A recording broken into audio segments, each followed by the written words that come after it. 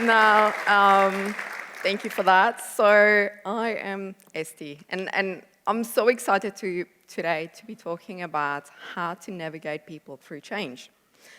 Now, we are currently living in a global, real-time, customer-driven market where the sources of disruption are really multiplying. New technologies often leads to new market opportunities, which leads to new business models, and then sometimes leads to new ways of working, all so that you can ultimately provide better experiences and better outcomes for your customer. Now, John Chambers gave this prediction, former CEO of Cisco, and he said that 40% of all organizations will die in the next 10 years unless they've figured out a way to completely change their organization to accommodate new technologies. Now, with all the changes that has happened throughout the years, and lots of organizations have gone through transformations, we still get the statistics that less than 30% of organizations that go through transformations succeed in what they said they're going to achieve.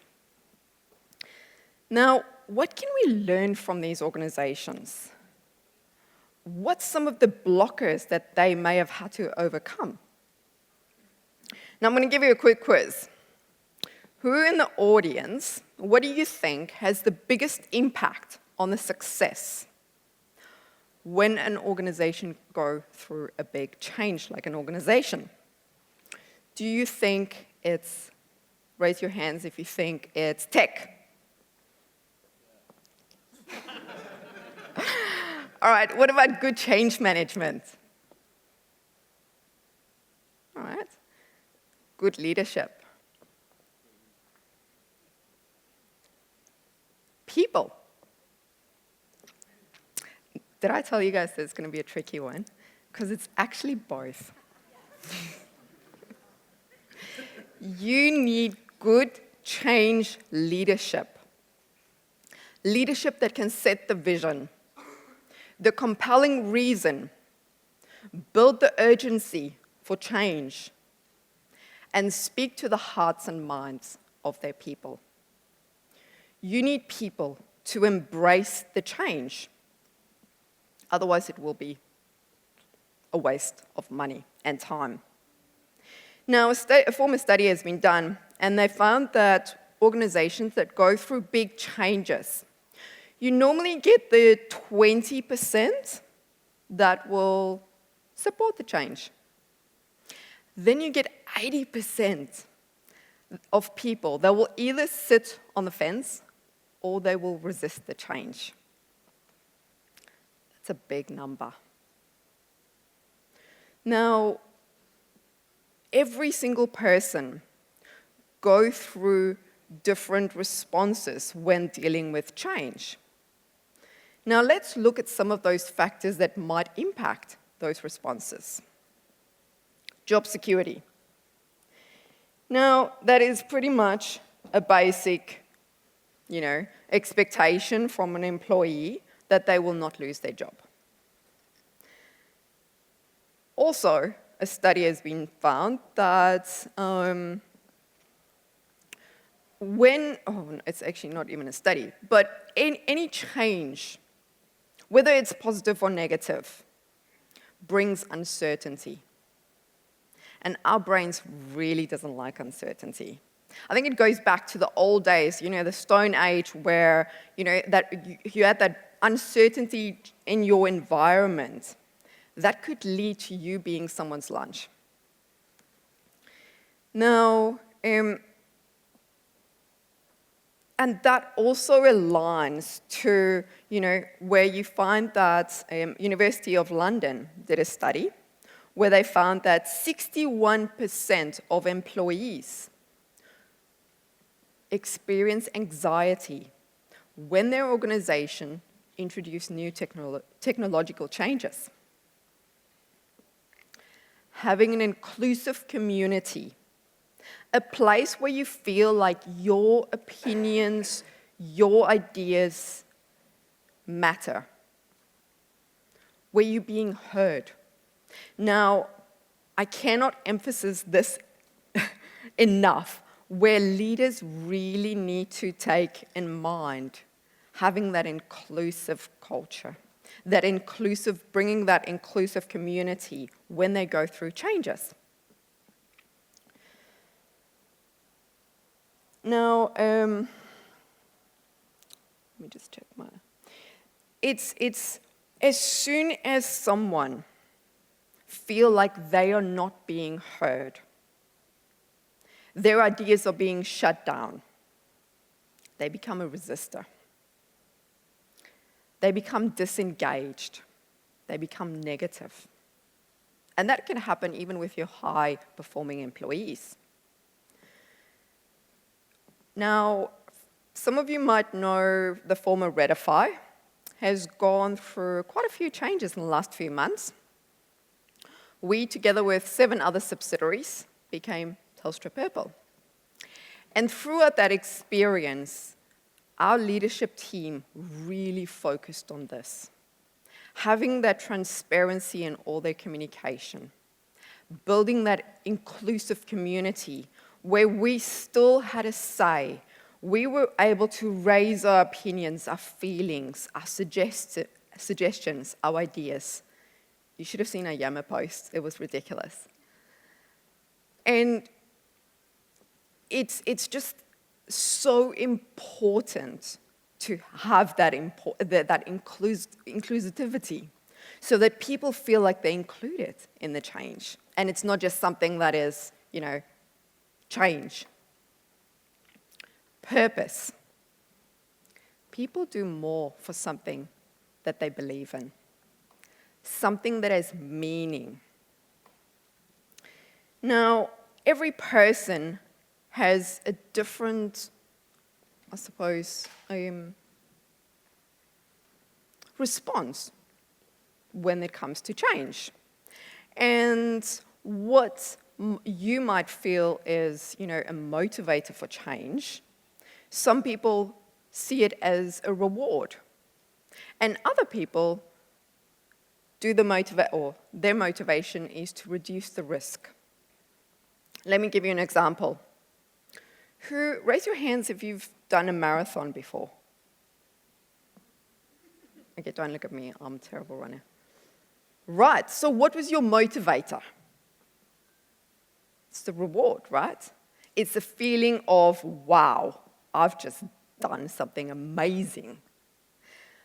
Then you have another person, really unhealthy, and they've been told by their doctor that they need to change their whole lifestyle to become more healthy, otherwise they will risk of not even living past 40.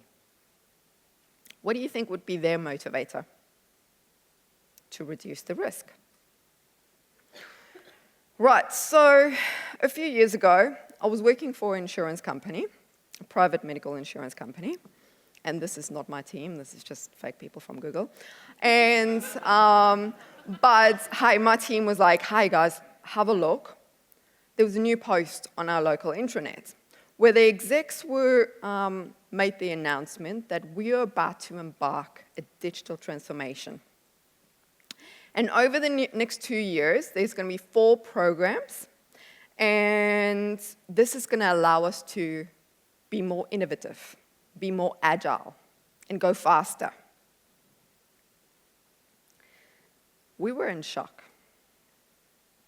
There were so many questions. So we went through a serious case of FUD.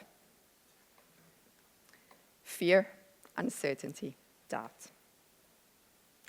Now I'm going to unpack the communication from the leadership and also our feelings. By using Simon Sinek, he calls this the golden circle. It's how people communicate. So they normally start with the what, then they cover the why, the how, and sometimes they do the why. Now in our case, what? It was digital transformation. What did it mean for us? Are we all going to be replaced by robots? Do we still have a job? How's this impacting our team? Uncertainty of 2 years of not knowing what's going to go on. When are we impacted? What about the work that we're currently doing on this amazing project, fun project? Are they just going to can that? Why? Now, seriously, every single company out there want to be more innovative, want to be faster, and want to be more agile. That is not a real purpose. That's a fuzzy purpose. That's not going to make me really believe in, okay, well, why? Are we in trouble? Should I just look for another job right now? Now let's look at the neuroscience and compare the golden circle with our human brain. So you've got that outside layer, which is the neocortex, that's responsible for your analytical thinking. Then you've got the inside bit, the limbic brain, that controls your emotions, your behavior. Now, if I ask you, what do you do? What do you do for a living? Developer, DevOps, pretty easy, right? How do you do it? Okay, it's maybe a little bit more complex, but yeah, pretty easy, standard, yep, this is what I do. What about if I ask you, why do you do it? Why do you get up in the morning? And no, not because your 2-year-old wake you up in the morning. What's the purpose for you getting up in the morning? It has that emotional, that the emotion drives your behavior. That is what good leaders do. Good leaders in organizations have learned to communicate from the inside out. They start with the why. The purpose for you. Each person has their own different way of responding to change. Each person has their own motivator for change.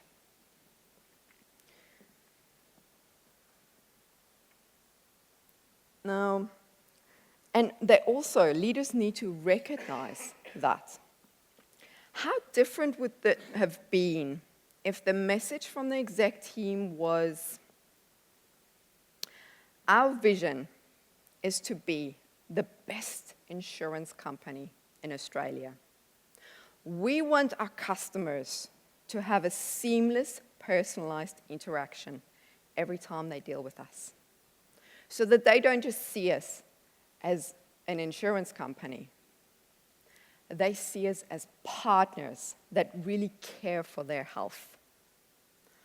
Over the next 2 years, we're going to experiment with some new technologies. But we need your support to make this a success. And if we don't do it, we run the risk of falling behind our competitors. What do you think? It's inclusive. We need your support to make this a success. Open, transparent communication. You leaders need to, again, have that vision so that they can speak to the hearts and minds of their people. Now, Martin Luther King gave a great speech. He had a great vision. He had a dream. That vision pulled people in. Great leaders have those visions. And they never, ever doubt the capacity of people that they're leading to realize what they're dreaming. Thank you. That's all.